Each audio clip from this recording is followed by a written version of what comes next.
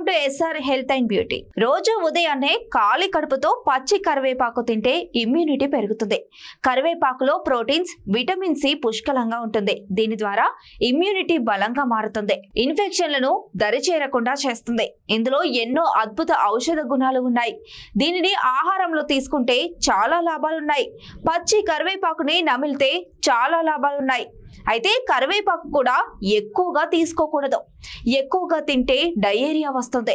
కరివేపాకు తినడం ద్వారా ఆరోగ్యం, అందానికి కలిగే ప్రయోజనాలు పుష్కలంగా ఉన్నాయి.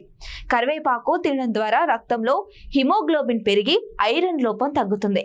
కరివేపాకులో కాల్షియం పుష్కలంగా ఉంటుంది. ఇది దంతాలు, ఎముకల ఆరోగ్యానికి మంచివి.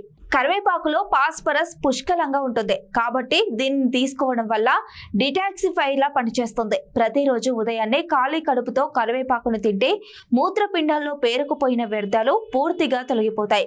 మూత్రపిండాల పనితీరు మెరుగుపడుతుంది. కరివేపాకు తింటే ఎల్డిఎల్ అనే చెడు కొలెస్ట్రాల్ తగ్గుతుంది. దీంతో రక్తనాళాల్లో కొలెస్ట్రాల్ పేరుకుపోదు. చెడు కొలెస్ట్రాల్ తగ్గితే బీపీ కూడా కంట్రోల్ అవుతుంది. దీంతో గుండె సంబంధ సమస్యలు తగ్గి హార్ట్ హెల్త్ బాగుంటుంది.